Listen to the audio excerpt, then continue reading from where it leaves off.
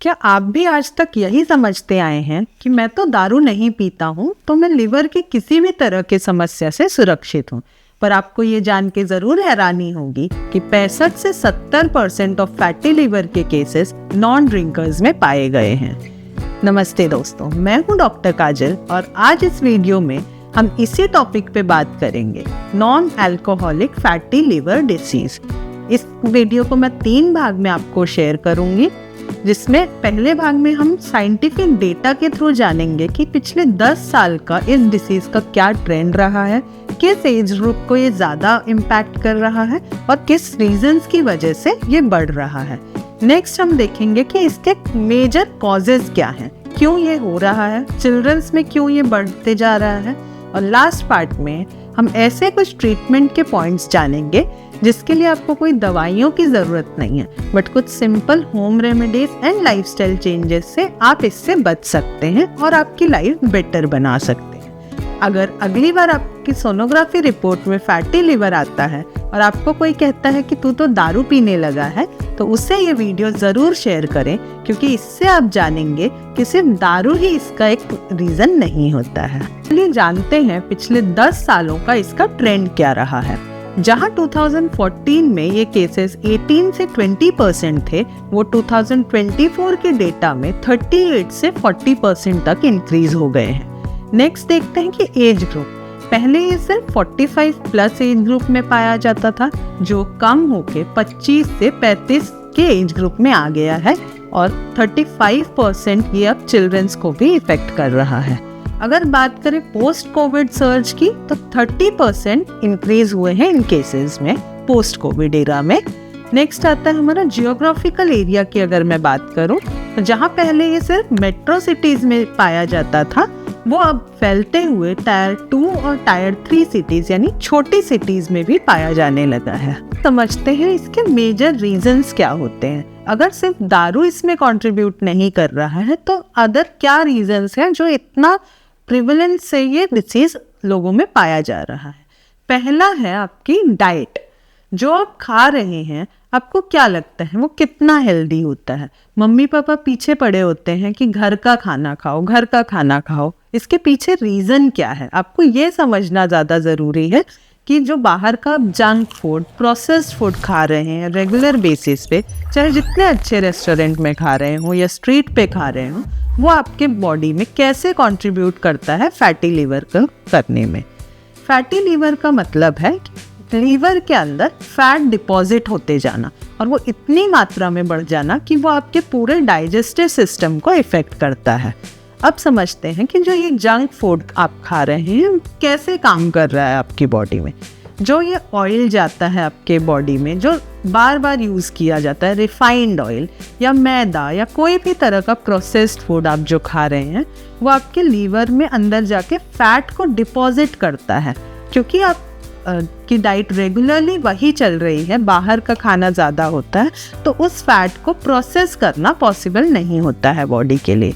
ये तो एक अच्छी बात है कि लीवर अपने आप को रीजनरेट करता रहता है। अदरवाइज जिस तरह की डाइट हम इंडियंस फॉलो करते हैं, अभी तक तो कितने सारे लोग फैटी लिवर की वजह से मर चुके होते हैं। Non alcoholic fatty liver disease का one of the biggest reason है आपकी सेडेंटरी लाइफस्टाइल।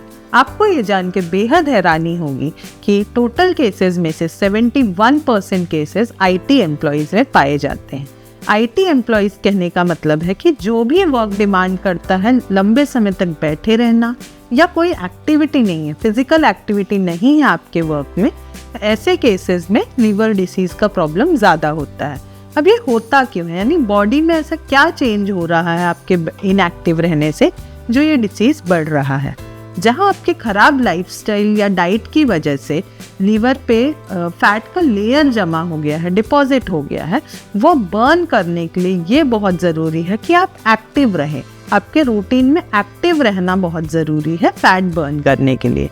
जहाँ आपका फैट बर्न नहीं हो रहा है, दूसरी तरफ आपका जो इंसुलिन है वो रेजिस्टेंस में जा रहा है, यानी इंसुलिन शुगर पे काम ही नहीं कर रहा है, जिसकी वजह से फिर आपके लीवर पे फैट डिपॉजिट होता जाता है। नेक्स्ट मेजर रीज़न है स्ट्रेस और आपकी खराब स्लीप साइकिल। अब आप सोचेंगे कि स्ट्रेस और लीवर का कैसे कनेक्शन हो सकता है। आइए समझते हैं। ब्रेन में जो पिट्यूटरी नाम की ग्रंथि है, जिसका काम है आपके बॉडी के लिए हार्मोन्स रिलीज करना। जब आप स्ट्रेस में होते हैं तो ये कॉर्टिसोल नाम के हार्मोन को बहुत ज़्यादा रिलीज करती है स्ट्रेस की वजह से, जिसकी वजह से आपका मेटाबॉलिज्म स्लो हो जाता है, यानी पाचन क्रिया स्लो हो जाती है। आपके गट के माइक्रोबैक्टीरिया जो फैट को गलाने में काम करते हैं वो नहीं बनते हैं, और इसी तरह से ये साइकिल चलता रहता है। लीवर में और ज़्यादा फैट डिपॉजिट होने लगता है, जिससे लीवर का इन्फ्लेमेशन या फिर इन्फेक्शन जिसे कहते हैं वो बढ़ जाता है और लिवर डिसीज स्टार्ट हो जाता है। चौथा जो रीज़न हो सकता है फैटी लिवर डिसीज का, वो है आपकी जेनेटिक्स। अगर आपकी लाइफस्टाइल सही है, डाइट सही है, बट आपके जेनेटिकली यानी पेरेंट्स को या ग्रैंड पेरेंट्स को ऐसी कोई डिसीज रही है तो आपको भी चांसेस हैं कि ये डिसीज कैरी फॉरवर्ड हो सकता है। समझते हैं इसका ट्रीटमेंट पार्ट, जो आपके लिए सबसे ज़्यादा ज़रूरी है। अगर आप कॉज समझ गए हैं तो वहीं से आपका प्रिवेंशन स्टार्ट हो जाता है। इसमें मैं कोई मेडिसिन नहीं बता रही हूँ। पहले जानते हैं 5 ऐसे लिवर लविंग फूड्स जो इसमें हेल्प कर सकते हैं आपके फैटी लिवर को प्रिवेंट करने में। पहला है ग्रीन टी। 2 से 3 कप ग्रीन टी आपको अपने डाइट में इंक्लूड करना है दिन भर में। नेक्स्ट आता है सिट्रस फ्रूट्स, यानी जो भी खट्टे फ्रूट्स हैं, जैसे आंवला हो गया, संतरा हो गया, मौसमी हो गया, ऐसे फ्रूट जो आपके फैट को गलाने में आपकी हेल्प करते हैं। फिर होता है नींबू का पानी। उसे शरबत बना के नहीं, जस्ट गर्म पानी में नींबू निचोड़ के आपको पीना है। सुबह सुबह आप ले सकते हैं, जो बहुत हेल्पफुल होता है फैट को गलाने के लिए। नेक्स्ट आता है आपका हल्दी वाला दूध। इसे भी आप अपने डाइट में रात को सोने से पहले इंक्लूड कर सकते हैं, जिसकी वजह से आपका लीवर का मेटाबॉलिज्म बढ़ जाता है। नेक्स्ट आता है आपका बीटरूट। बीटरूट में होता है बीटेन नाम का एंजाइम, जो आपके लीवर की हेल्थ को बेटर करता है। अब नेक्स्ट समझते हैं कि एक्सरसाइज में आपको क्या ऐसा करना है जिससे आप फैटी लिवर डिसीज में हेल्प पा सकते हैं। कार्डियो एक्सरसाइज, यानी ऐसी एक्सरसाइजेस जिनकी वजह से आपका हार्ट रेट बढ़ता है और आपका पसीना बहुत ज़्यादा निकलता है, उसे हम कहते हैं कार्डियो एक्सरसाइजेस। जैसे कि रनिंग, ब्रिस्क वॉकिंग यानी तेज तेज चलना, स्विमिंग हो गया, स्किपिंग, रस्सी कूदना, या फिर अगर आप जिम जाते हैं तो उसमें आप कार्डियो एक्सरसाइजेस जो मशीन्स होती हैं उसे यूज़ कर सकते हैं। उसकी वजह से जो पसीने के साथ वो आपका फैट को निकाल देता है। नेक्स्ट आता है आपके स्लीप साइकिल और स्ट्रेस को कैसे मैनेज करना है। स्ट्रेस को हम पूरी तरीके से निकाल तो नहीं सकते, बट मैनेज किया जा सकता है। जैसे मेडिटेशन कर सकते हैं, कुछ चीज़ों को इग्नोर कर सकते हैं जो आपको ज़्यादा स्ट्रेस क्रिएट करती हैं। फिर टाइम से सोना और टाइम से उठना, यानी 7 से 8 घंटे का आप अपना रेगुलर स्लीप साइकिल रखिए।